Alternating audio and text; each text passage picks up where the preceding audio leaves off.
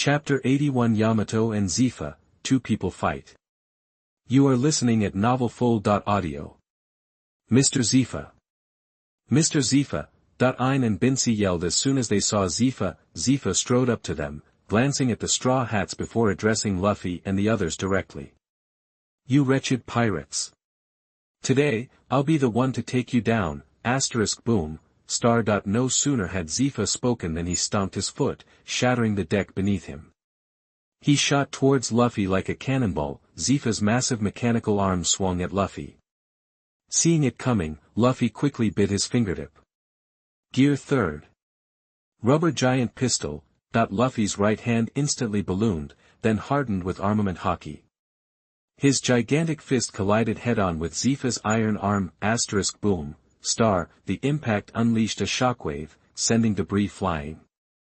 The deck splintered under their feet, whoosh, crash, Luffy went flying through the air and slammed into the cabin. Zefa watched him go, sneering. Armament haki makes you a decent pirate, but against me? You're not even close. The Thousand Sunny took a Luffy-shaped hole to the hull. Zoro and the others, seeing their captain get blasted away, roared in unison. Luffy! Damn it, you old geezer! How dare that bastard knock our captain around, Chopper and Sanji shouted. Human form, Chopper bulked up, his antlers receding. Chopper swung a punch at Zefa. Zefa barely blinked, catching the blow with ease, boom, Chopper was sent flying. Zefa turned his attention to Sanji. Diable jam. Konkase, flames erupted on Sanji's leg, empowered with armament haki.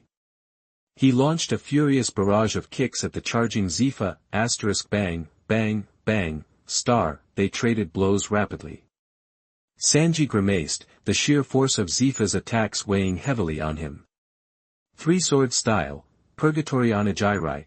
Zoro coated his three swords in armament haki and lunged at Zefa, boom, Zefa blocked a blow, the force creating a gust of wind. Sanji followed up with a kick from the side. Zefa parried it with his free hand. Boom, Zoro and Sanji attacked in tandem, while Ein, Binsi, Brook, Frankie, and the others engaged in their own fierce battles nearby. Smash tornado, Zefa slammed his mechanical arm into the deck, causing a massive crack.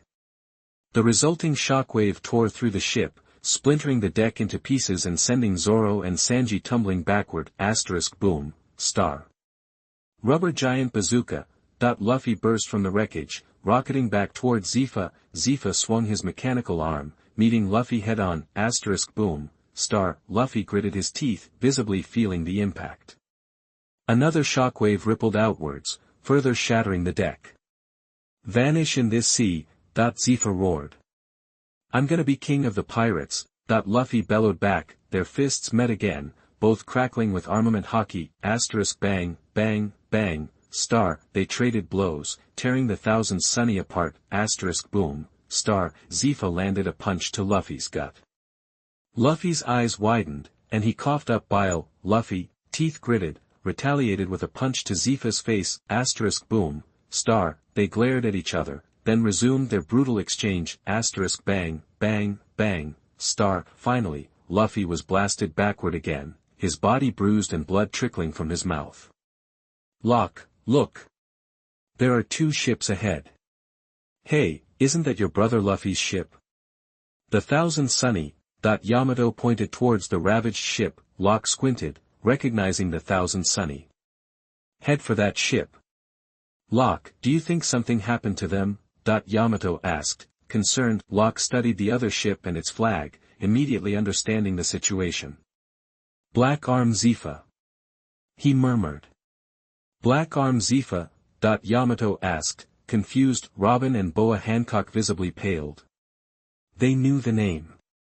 Black Arm Zefa, a former admiral, a legend from Garp and Sengoku's era. I didn't expect it to be the long-lost former Navy admiral, Black Arm Zefa, Robin said, her gaze fixed on the ship. Black Arm Zefa was a Navy admiral. Then what's he doing here? Yamato asked Robin. Black Arm Zefa left the Navy because of incidents. As for why he's here now, I don't know. Robin explained. I've seen too many pirates like you, Zefa sneered, grabbing Luffy by the hair. You're better off sinking to the bottom of the ocean. Zoro, Sanji, and the others lay defeated, their bodies battered. Ain and Binsi held Zoro and the others captive. Zefa hurled Luffy into the sea. Luffy, Zoro and the others cried out. Now, it's your turn. Zefa turned from the ocean, stalking toward Zoro and the others. He raised his mechanical arm, ready to crush them all in one blow. But before he could strike, a voice rang out. Thunder Bagua. Yamato, appearing from behind, swung her club down at Zefa. Mr. Zefa. Mr. Zefa. Ain and Binsi screamed in alarm. Zefa sensed the attack and whirled around, raising his mechanical arm to meet Yamato's club.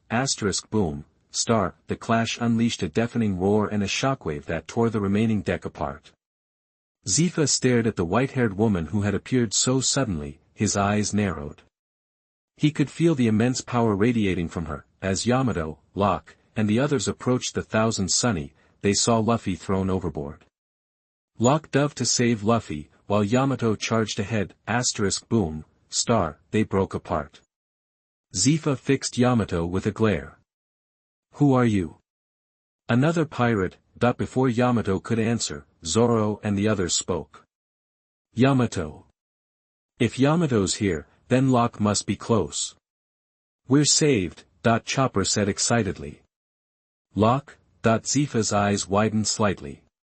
He realized who she was and said, I don't care if Locke's here or not, you all must die today. As Zefa prepared to attack Yamato, a burst of flames erupted from the side. Boom. The flames landed on the Thousand Sunny and died down, revealing a figure. Locke stood there, carrying the unconscious Luffy on his shoulder. Zefa, Zoro, and the others murmured in unison. Locke.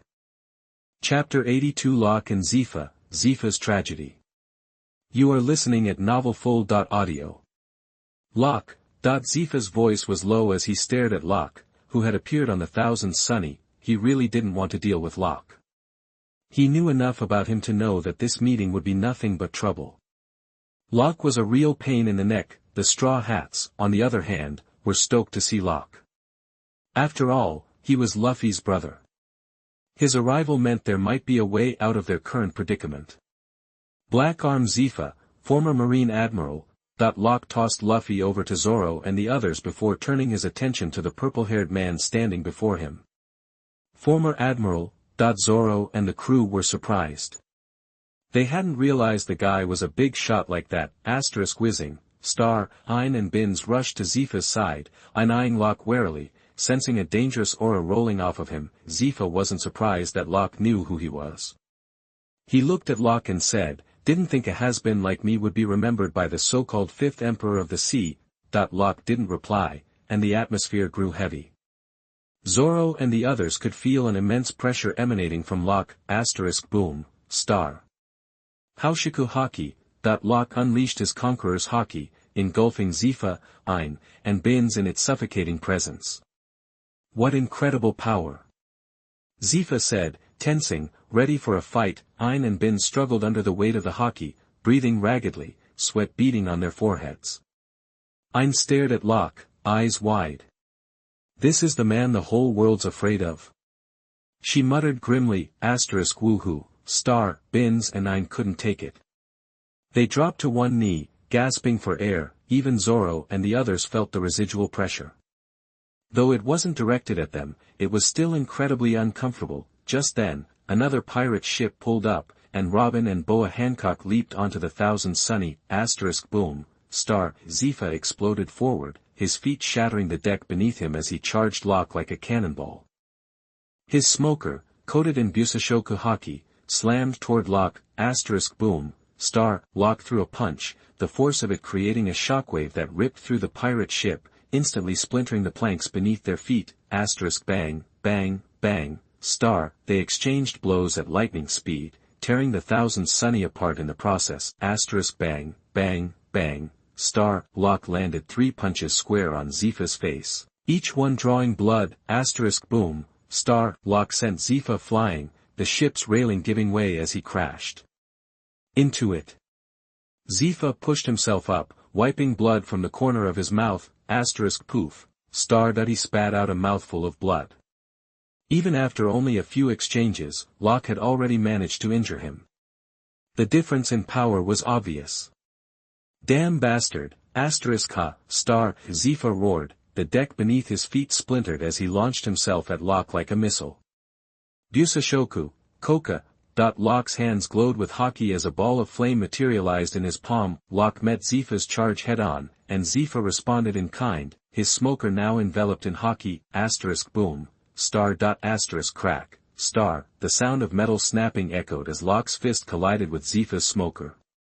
Crack spiderwebbed across the weapon, boom, another deafening blast as Locke's left fist slammed into the left side of Zefa's face. Zefa spat blood and was sent flying backward, boom, dust billowed as Zefa's smoker shattered from Locke's punch. The left side of his face showed signs of being burned, and blood trickled from the corner of his mouth.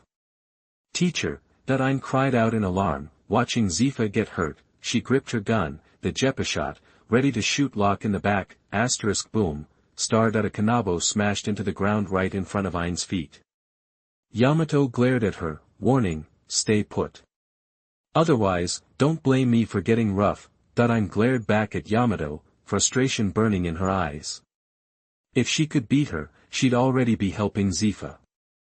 You're old, and your strength's fading. You shouldn't be out on the sea anymore. Locke said, stepping toward Zefa. Now that you're old, why not kick back and enjoy the rest of your life? Zefa pushed himself up, touching the stump where his smoker used to be. The image of his arm, and his students, being slaughtered by pirates flashed through his mind. Zefa spat, his voice filled with contempt. This world needs to change, and I'm the one who's going to do it. Changing the world takes raw power, and you're past your prime. Locke countered. Words are useless. One of us dies here today. Zefa snarled, swinging his remaining fist, crackling with Busashoku haki, boom, Locke's right fist met Zefa's, the force of the impact creating a shockwave that whipped around them.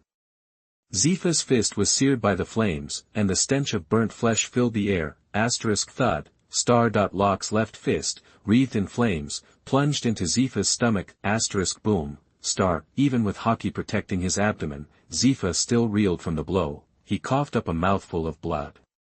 The punch didn't have the immediate explosive force he'd expected, but a ball of flame erupted behind Zefa's stomach, burning his internal organs, boom, Zefa's legs buckled, and he dropped to his knees, blood gushing from his mouth. Every organ in his body screamed in agony, the ground beneath him was stained crimson, and his vision swam. He felt himself teetering on the edge of consciousness, but just as he tried to push himself up, a massive fist appeared, boom, Locke's fist connected with Zefa's chin, sending another spray of blood and a tooth flying into the air, bang, bang, bang, Locke unleashed a flurry of punches to Zefa's face. As he started to fall, Locke pivoted and connected with his fist again, sending him back down.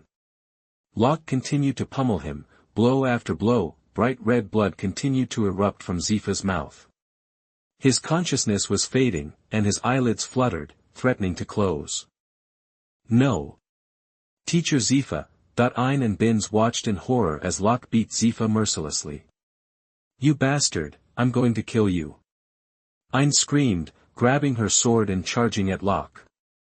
Rai may hack, but as she took her first step, Yamato's kanabo materialized in front of her, boom, Yamato's strike sent Ein flying backward, blood spraying from her mouth as she soared through the air, boom, Ein slammed into the remains of the Thousand Sunnies railing.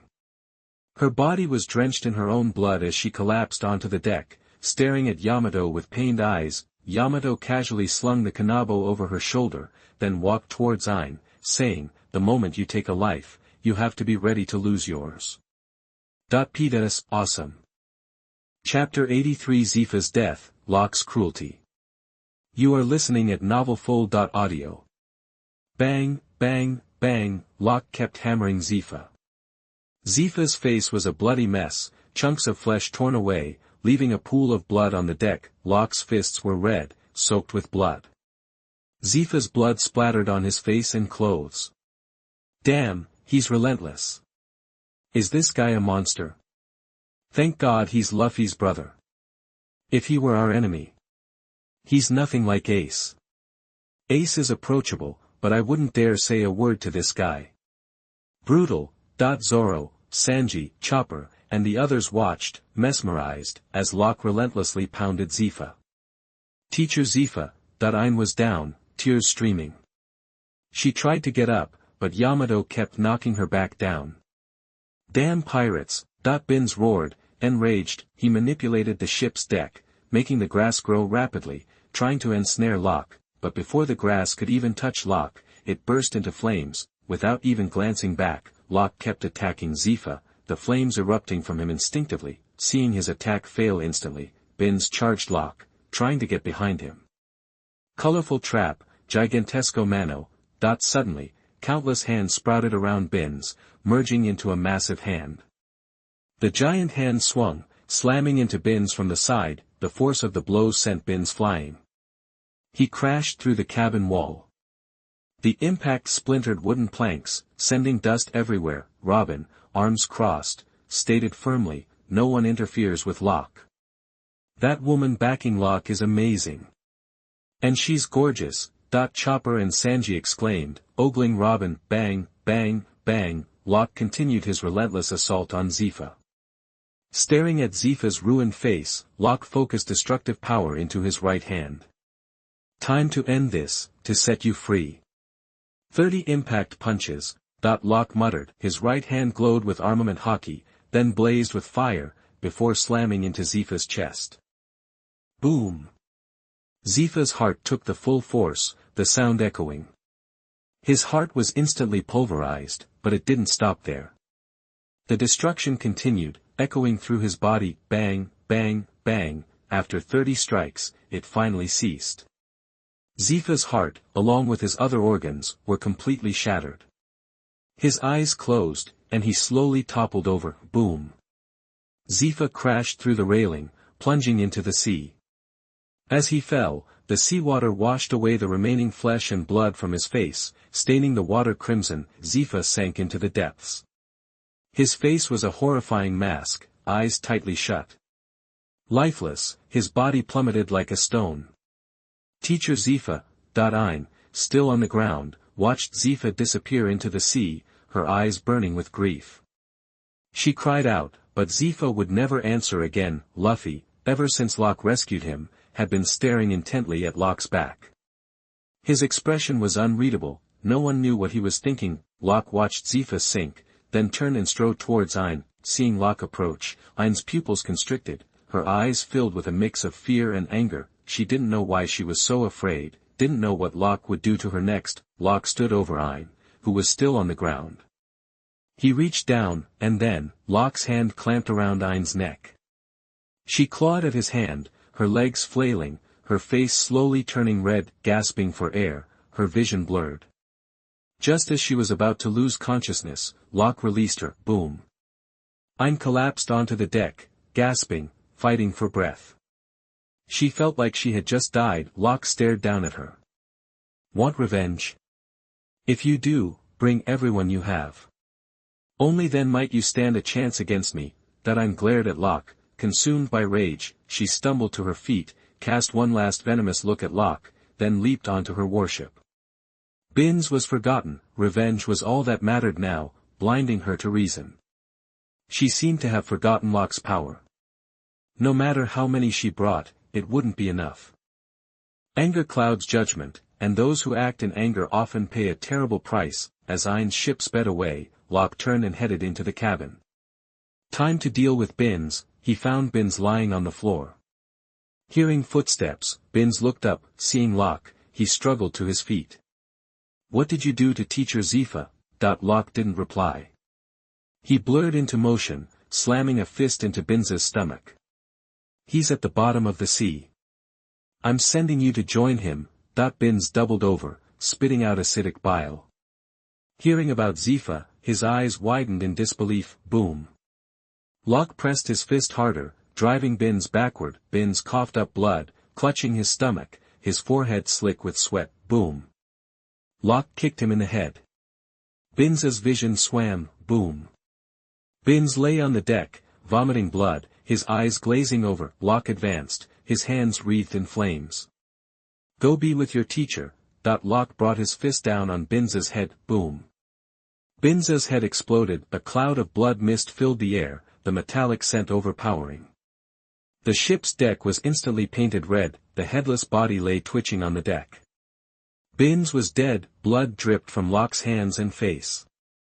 He wiped the gore from his eyes, but the smell of blood clung to him. Ayn sped back to the main fleet, which was nearby. She was already leading a fresh wave of Navy forces toward Locke. The massacre was about to begin. Chapter 84 Corpses on the Sea, Boiling Sea Water. You are listening at novelfull.audio. When Luffy and the others saw Locke emerge, they instinctively backed away. He was covered in bright red blood, and the coppery smell was intense. What the heck did he do in there? Usopp whispered, clearly spooked. Did he kill that guy? Chopper stammered, his voice filled with alarm. That's terrifying. Like a demon from hell, Sanji muttered, his eyes wide with shock. Locke glanced at Zoro and the others, offering a slight smile, but with his blood-smeared face, it came off more menacing than reassuring. Usopp and Chopper, completely freaked out by the smile, dove behind Zoro and Sanji. Zoro and Sanji instantly went into fighting stances. Brook, too, stepped forward, positioning himself defensively in front of Chopper and Usopp. The entire Straw Hat crew was ready to fight. Locke's appearance was just too much. He ignored them, turning and heading toward the Going Merry's bow. He gazed out at the deceptively calm sea, knowing it wouldn't stay that way for long. Everyone watched Locke's back as he stood silently at the bow. Time ticked by. Suddenly, a dozen warships appeared in the distance. Leading the charge was Ayn, back already. She stood at the front of her ship, her eyes fixed on the Going Merry. Sink that pirate ship. Fire. Ayn screamed, her voice tight with fury. Boom. Boom. Boom, star, cannonballs hurtled toward the Going Merry. Hearing the barrage, Zoro and the others scrambled to intercept the attack. Firewall, but before they could react, a wall of flames erupted from the sea, instantly vaporizing the incoming cannonballs. Boom. Boom. Boom, star, the cannonballs popped harmlessly in the wall of fire. Locke, watching Ayn and the approaching new navy, said calmly, let the games begin. Seeing their initial attack so easily nullified, Ayn slammed her fist against the warship's railing. Fire stars. The moment the words left Locke's mouth, flaming meteors began to rain down from the sky. Superheated balls of destruction plummeted toward the warships below. Ayn's face paled as she watched the bizarre spectacle unfold. She barked orders for her ship to retreat, but it was too late. Boom. Boom. Boom, star, fire meteors slammed into the warships, obliterating ships and sailors alike. The impact sent shockwaves ripping through the water. Warships exploded in gouts of flame. Meteors plunging into the sea caused the water to instantly boil. Steam hissed as charred fish floated to the surface, cooked to a crisp. A carpet of dead fish now covered the water, and the air grew thick with the smell of cooked meat. The sky itself seemed to be heating up from the inferno above. Whoosh, star. Boom. Boom. Boom, star. One after another, warships were pulverized. New Navy soldiers caught in the blasts were reduced to a bloody pulp, their flesh seared and smoking, filling the air with a sickening stench. Boom, star. A direct hit sent soldiers flying in all directions. Those unfortunate enough to land in the water were instantly boiled alive, their bodies turning scarlet. The sea was now littered with human corpses alongside the fish, a horrifying stew of cooked flesh. Internal organs floated to the surface, boiled and ruined.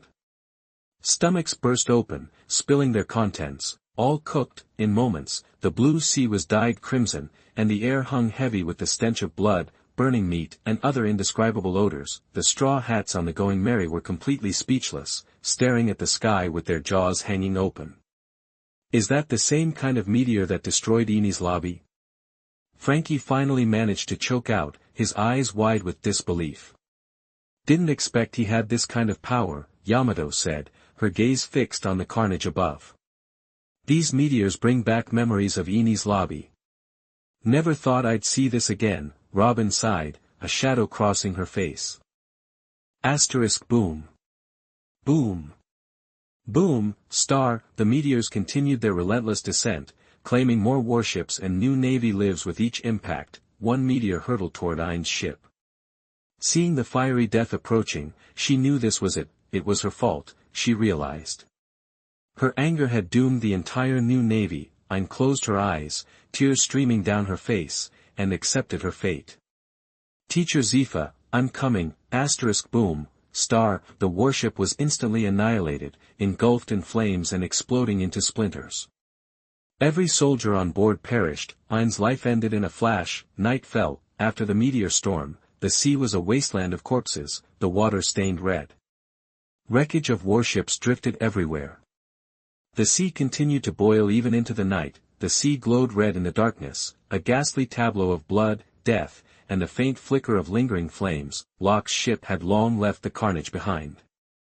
After a brief conversation with Luffy and the others, they parted ways. Tomorrow's news is going to be huge, Locke said, gazing up at the night sky. Robin, standing beside him, nodded. The world is about to get another rude awakening. The Navy and the Emperors are bound to make some big moves, Yamato said, joining them. She had come out of the cabin and noticed them at the railing. What are you two doing out here? Locke looked at Yamato and grinned. Discussing matters of the heart. Care to join us? The three stood together at the ship's railing, talking late into the night. Luffy, are you sure Locke's your brother? Usopp asked, looking nervously at Luffy. Yep. What's wrong? Luffy tilted his head, confused by Usopp's tone. He's nothing like you or Ace. Frankly, he's like something out of a nightmare. Usopp shuddered at the thought of Locke, asterisk whack, star. Ouch. Usopp clutched the back of his head where Nami had just smacked him. She glared at him. They're the enemy. Are we supposed to be nice to them? You want to wait until they're about to kill us before you fight back? Usopp rubbed his head, lost for words. He knew Nami was right. Luffy stared up at the moon. Locke's back flashed in his mind. The four of us have changed. We're all walking our own paths now. Luffy quietly murmured. Chapter 85. People from the Old Era, the war on top is about to begin. You are listening at novelfull.audio. The next day, newspapers appeared all over the globe, delivered by seagulls. Naval headquarters, in the marshal's office, warring states, Garp, Crane, Akainu, Kizaru, and Akiji were gathered. The mood was somber, the atmosphere heavy. Zefa's dead, Garp announced, breaking the silence. The man who trained the entire navy, gone, wiped off the face of the earth. His voice was laced with grief. Warring States spoke, his voice low. When everything a person has stood for is destroyed, it's easy to go to the other side. Zefa always clung to justice, but he only ever caught pirates, never killed them. And in the end, his family was murdered, his students slaughtered, no mercy shown at all. That tragedy twisted him, Crane added. That's when he left the Navy, took a bunch of recruits with him, and started his own organization. In the years since, he built up his power, searching for the Dyna Stones. Warring States picked up, he wanted to use them to end the Great Pirate Era, to enforce his own brand of justice. Crane finished, only to have his entire operation, himself included, wiped out by Locke. A heavy silence fell again. I need to step out for a bit, Garp finally said, standing. As Garp left, Warring States spoke to Crane. Garp can't find out about Ace yet. Ace and the Whitebeard pirates all have to die here. Crane looked at Warring States. This secret can only be kept for so long. What are you going to tell Garp when he inevitably finds out? Don't forget the justice he stands for. He is a hero of the Navy. Warring States replied solemnly. I believe he'll make the right choice. I'll tell him myself when the time comes. Akiji spoke, his face serious. I need to visit the site where Zefa was buried at sea. I'll be back soon, I won't delay Ace's execution. He left. Akainu, silent since hearing the news, also departed. Even Kizaru, usually so carefree, said gravely, I have to see Zefa, say goodbye. The news stirred up complicated emotions in everyone who knew Zefa, with Garp, Akainu, Akiji, and Kizaru gone. Crane also left, leaving only Sengoku alone in the office, his hair tinged with gray. Warring States gazed out the window, his mind troubled. Since Locke appeared, the seas had become increasingly chaotic. He sighed, the sound echoing in the empty room. Sengoku's lonely figure stared at the sky. Tina, with her long pink hair, stared at the newspaper in her hand, her face a mask of conflicting emotions. Teacher Zefa is dead. Her eyes welled up. It was Locke who killed him, but Zefa was also her teacher. Despite his defection from the Navy. Smoker, puffing on a cigar, said grimly, Zefa's dead, huh? His face was etched with complexity. So what? That was the way of the world, kill or be killed. The moment you set sail, you're prepared to die at sea. Upon hearing the news of Zefa's death at Locke's hand, several vice-admirals and generals angrily cursed Locke. Locke is a damn pirate, the Navy will catch him. The Navy will lock him up and impel down. That heinous pirate again. There really isn't a good thing among pirates. These voices belong to the families of Navy soldiers killed by Locke. These family members have joined the Navy in order to kill Locke with their own hands. On the Moby Dick, Whitebeard glanced at the newspaper and tossed it aside. Zefa's death didn't change his mission to rescue Ace. The old guards passing away one by one. Zefa, you've left this world too. Whitebeard mumbled. The remnants of the old era are just barely hanging on. But even so, Ace, I will definitely rescue you from the Navy. And Marshal D, teach, I'll kill you, traitor. Whitebeard gripped his supreme-grade blade. Murakumajiri, Marco stood silently beside him, the Whitebeard pirates already mobilizing to save Ace. Chambord Islands. Island 13. Shaki's rip-off bar. Rayleigh, Xia Chi smoking, and Stella were inside. Rayleigh, looking at the newspaper, said, he's gone too. The old era is indeed fading into history. Rayleigh took a sip of his wine, his expression somber. Xia Chi refilled his glass. What's wrong? You, a relic of the old guard, are you scared? Scared? Who isn't? We just don't want to leave before our missions are done. Rayleigh said, his eyes glinting. Stella listened quietly. She had learned a lot in the past 3 years, including some basic fighting skills from Rayleigh. She knew about a lot of things. She looked outside, her destiny changed by that man. A few days later, on a stretch of ocean, a man rode a bicycle. He was actually cycling on the water, the tires frozen by his ice powers. Akiji surveyed the scene. Corpses littered the water, along with the wreckage of warships. Looks like a one-sided battle, he observed. He cycled around the area, searching, but couldn't find Zefa's body. Can't even find the body? Akiji sighed. Fine, I'll send you off in this sea. He pulled out 2 bottles of sake from his jacket. He poured one into the sea, and drank from the other. It's been a long time since we shared a drink. He sighed, taking a swig. Unbeknownst to him, the water directly beneath his bicycle was where Zefa had fallen. Suddenly, a flash of yellow light appeared in the distance, a figure hurtling towards Akiji's location. Chapter 86 Golden City, Changes in Tezzolo. You are listening at novelfull.audio. A beam of yellow light shot toward Ching Pheasant. Instantly, a figure appeared next to Akiji. He glanced over at Kizaru and remarked, didn't expect you to show up too. Kizaru shrugged. Why wouldn't I? Gotta see Zefa off right. Is his body even in this sea? Akiji eyed Kizaru, who was standing on the frozen water. The area for about 600 meters was frozen solid. Beats me. Maybe it's down there somewhere. Akiji pulled another bottle of booze from his coat and tossed it to Kizaru, who caught it. They stood in silence, staring out at the sea, a gust of wind whipping around them. Akiji's bike stood nearby, surrounded by the frozen seawater. We should get going. Don't want to miss Ace's execution. Akiji finally said. Race you back. Kizaru grinned, his usual carefree self. He looked at Akiji, a playful smirk on his face.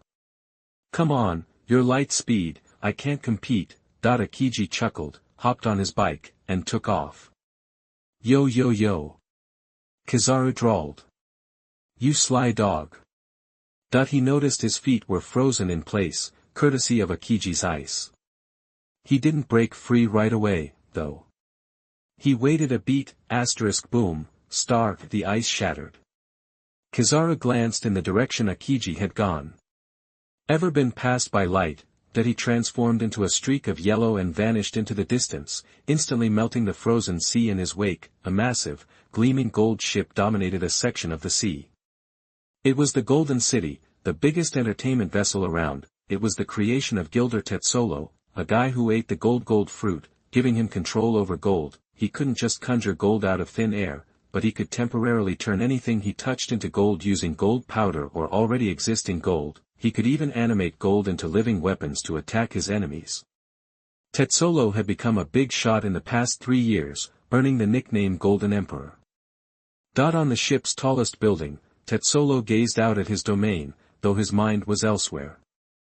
Stella, he murmured. For years, he had dreamed of rescuing Stella, but the higher he climbed, the more he realized it was impossible. Learning about Locke and the power of the world's strongest people, he had abandoned the idea. He learned Stella was living with Rayleigh, which brought him some relief. For 3 years, he had been waiting for Locke. He knew Locke held the key to saving both him and Stella, and he was ready to meet Locke's conditions, whatever they might be. Just then, a long-legged beauty approached.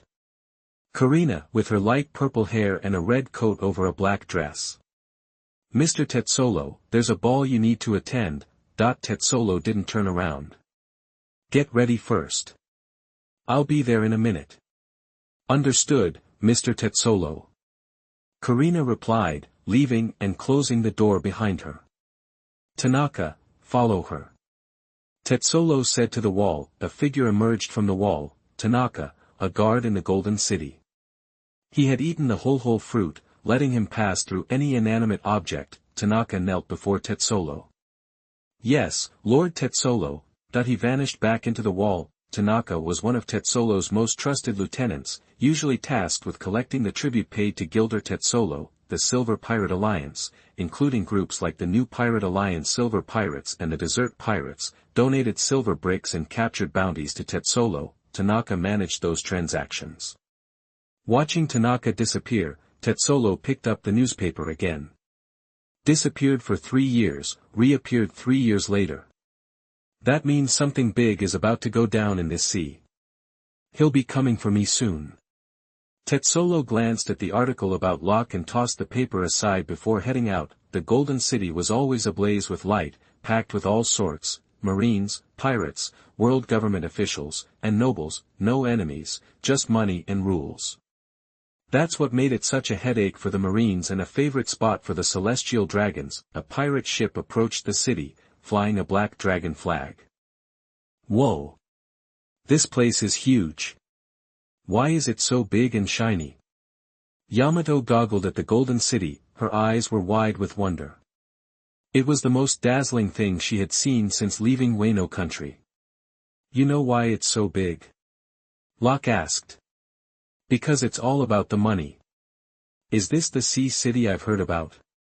Robin inquired. I understand the Celestial Dragons hang out here, but a guy named Tezzolo rules the roost. The Celestial Dragons are here, too? Hancock grimaced. Don't worry, Locke said, patting Hancock's head. I'm here.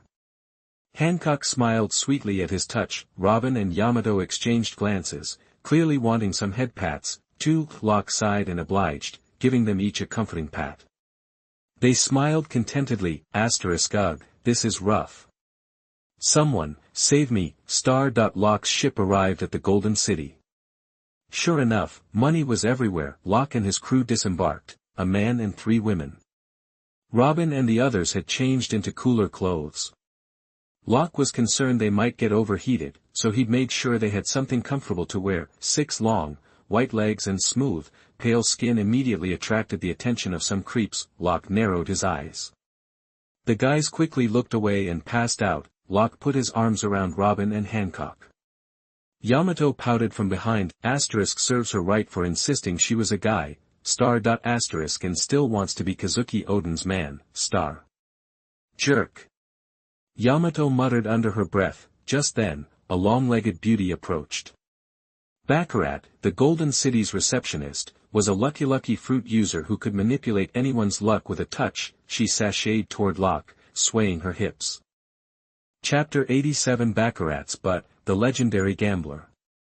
You are listening at novelfull.audio. Baccarat swayed her hips as she walked toward Locke, her pupils shrinking when she saw him.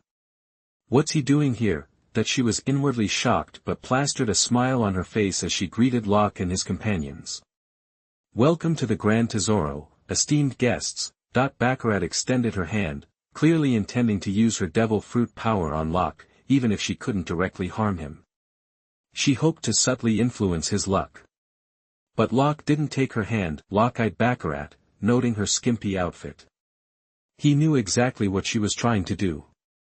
Get lost. Locke's command slammed into her with overwhelming pressure. Boom. Baccarat's legs buckled, and she collapsed to the ground, cold sweat beading on her forehead as she gasped for air. Nearby onlookers also crumpled under the sudden pressure. It's him. I can't believe he's here of all places. The 5th Emperor of the Sea, the devil himself, in the Grand Tezzolo. It's the legendary pirate Locke. Whispers and shouts erupted as people recognized him, their faces a mixture of shock and awe. Locke ignored them all, striding past with Robin, Yamato, and Boa Hancock towards the casino. As he left, Baccarat shakily pushed herself to her feet, her legs still trembling from the immense pressure. She smoothed her clothes and hair, then muttered, I have to tell Master Tezzolo about this. With that, she clicked away on her high heels, hips swaying. Locke and his group reached the street, a bizarre mix of marines and pirates mingling without a fight. Wow! What's that? Yamato exclaimed, pointing at something to the side. Locke followed her gaze and saw a racetrack. That's a racetrack, he explained. Can we go check it out? Yamato asked, her eyes bright with curiosity. Locke nodded, leading them toward the source of the roaring engines. Halfway there, a short man with green hair and a white hat stepped out of the casino, blocking their path. He and Locke locked eyes. Max's pupils contracted. Locke the Sea Devil. He gasped, visibly shaken. Locke sighed internally. He was used to the nicknames by now. Max, the legendary gambler. Locke countered. A super gambler who's never lost a game, but has been divorced twice. Those are the only 2 times you've lost in your life, aren't they? As expected of a great pirate, you know a lot about ordinary folks like me. Max said, his tone wary. No. I also know a little secret of yours.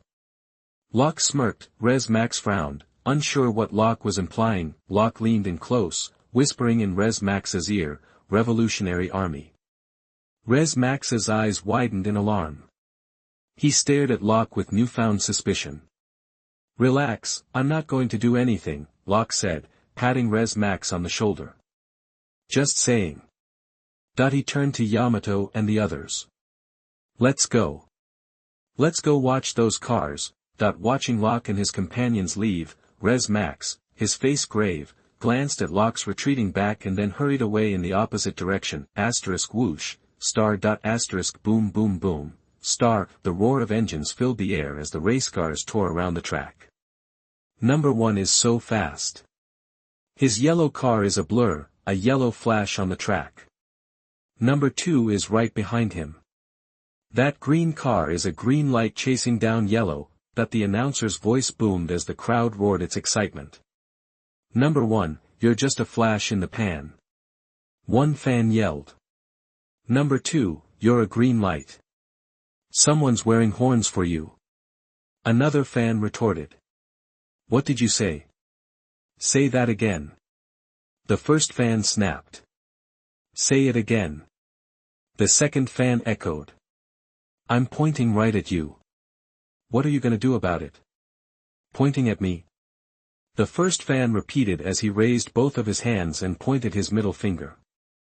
I'll kill you. The first fan launched a kick at the second fan's stomach, bang bang bang, a brawl erupted over the drivers, with the rest of the crowd cheering them on. Hit him. Knock him down. Give him an uppercut. Stop it, you can't just beat someone to death. A woman cried. Locke and his group watched the fighting with amusement. The two brawlers quickly became bruised and battered and collapsed to the ground, where they were dragged away. Master Tezzolo. Baccarat burst into Tezzolo's room, breathless. A very important person has arrived in the Grand Tezzolo. Important? Tezzolo sneered. So what if the celestial dragons show up? They don't get free money from me. No, not the celestial dragons. It's Locke the Sea Devil. Baccarat blurted out. What? Tezzolo's voice rose sharply. He was instantly serious. He stared at Baccarat. Take me to him. Baccarat, flustered by his tone, replied, I saw him at the entrance, but I don't know where he is now. Then find him. Now.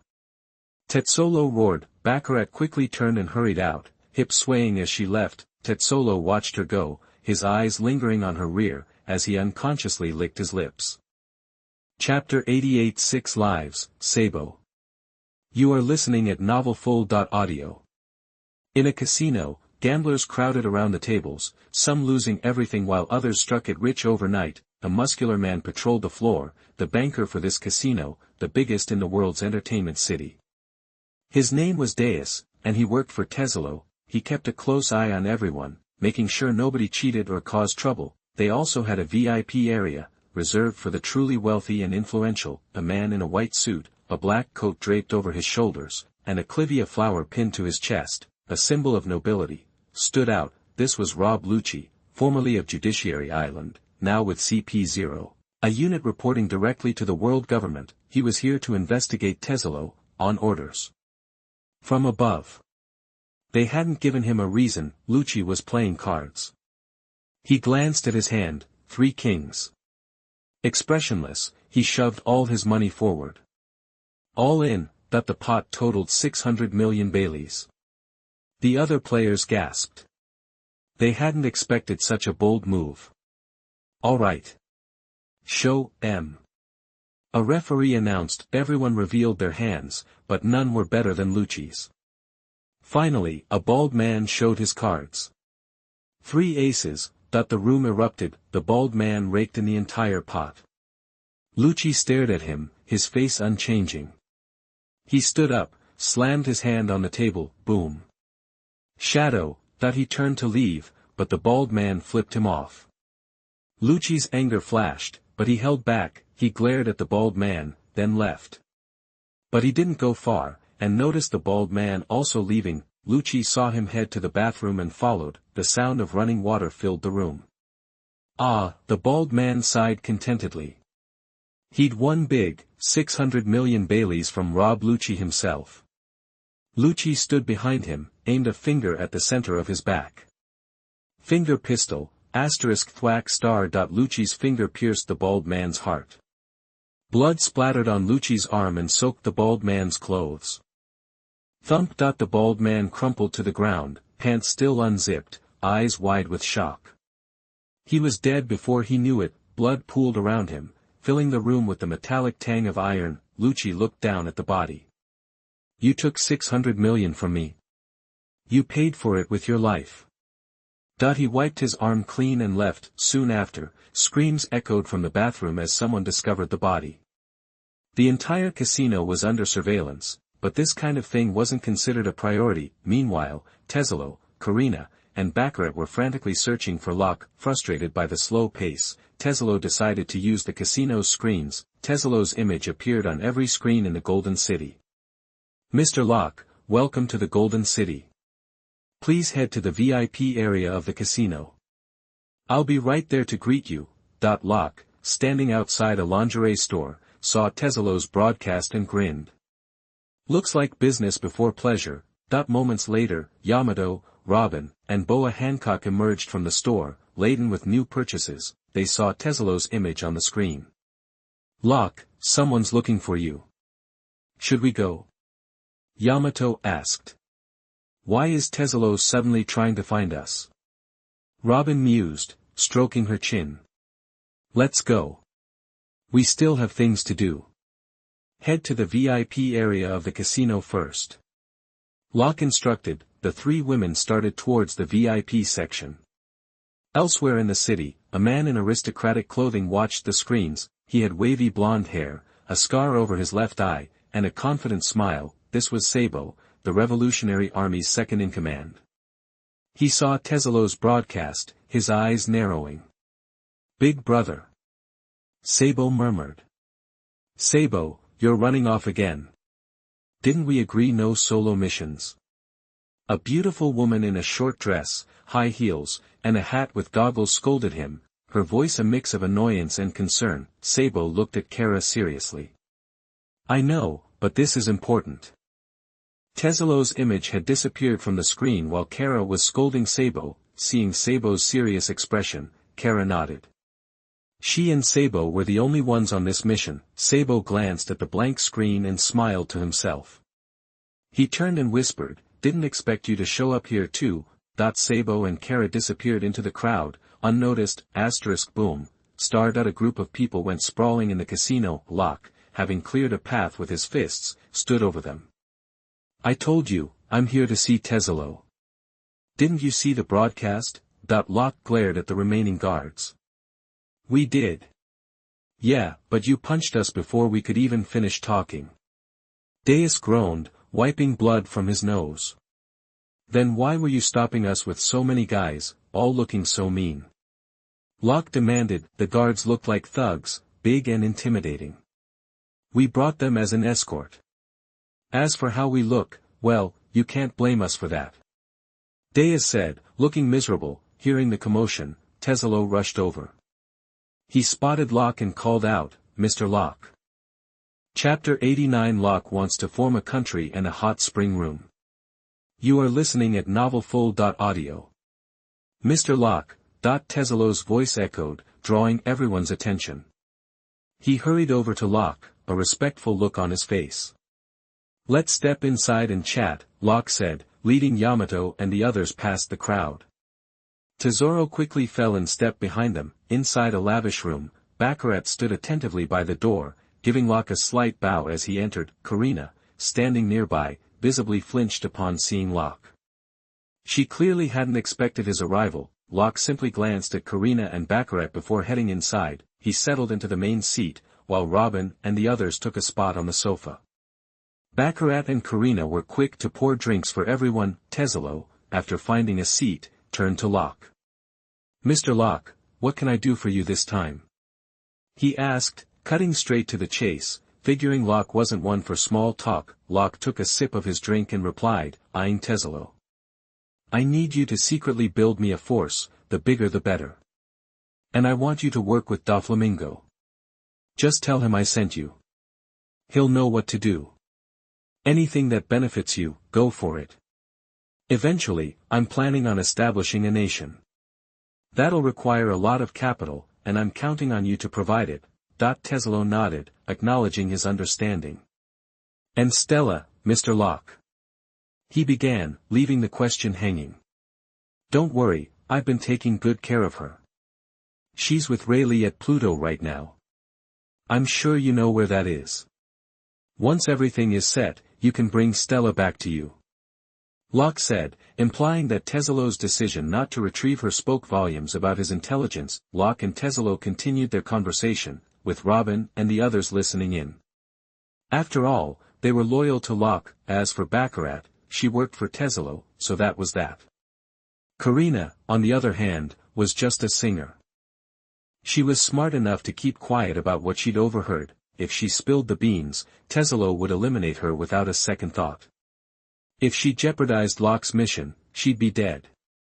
Mr. Locke, please, enjoy the hot springs, Tezzolo said, rising to his feet. I've already made arrangements. Point 4 stunning maids entered, leading Locke, Robin, and the others to the deluxe hot spring area. After they left, Tezzolo turned to Baccarat. You heard everything. Start making arrangements now. Remember, it has to be discreet. No one can know Locke is involved, Baccarat replied with a serious expression. Yes, Lord Tezzolo, she then strutted out of the room. Tezzolo turned to Karina. You're a smart woman. You know what to do. Karina said, I understand, Master Tezzolo. I didn't hear a thing. I'm just a singer. Tezzolo stared at her. Alright, you can go. As Karina left, Tezzolo watched her go. Goma Goma no rocket, Luffy pulled his arms back and then unleashed a powerful attack on the pirates in front of him, bang, the pirates went flying. Damn it! Where did these guys come from? Someone in charge shouted. Looks like the Straw Hat Pirates. That guy in the straw hat is Monkey D. Luffy, with a bounty of 300 million belly. Two-sword style, rhinoceros. Zoro wielded his swords like rhinoceros horns, striking down a large pirate, swoosh, blood sprayed as the pirate fell, boom, dust filled the air as Luffy and the others gazed at the Golden City in amazement. This is the Golden City. This place is huge. It's like a real city.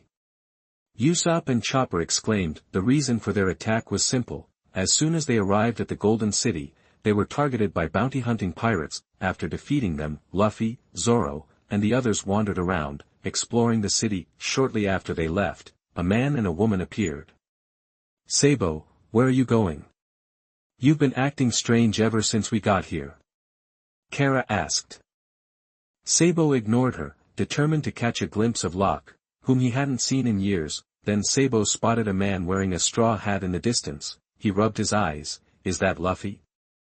Nah, must be my eyes. Sabo rubbed his eyes again, but when he looked back, the straw hat was gone. Afterward, Sabo and Kara continued their tour, leaving the cleanup to the area's supervisor. In a luxurious hot spring room, with 3 long-legged beauties serving them, Locke had a white towel wrapped around his lower body, while Robin and the others wore towels that barely covered their bare skin. Locke's eyes glazed over. Yamato, her face flushed, clearly felt uncomfortable, especially with Locke nearby. Locke glanced at Yamato, but she quickly glared back at him. He turned his attention to Robin and Boa Hancock, noticing their full figures.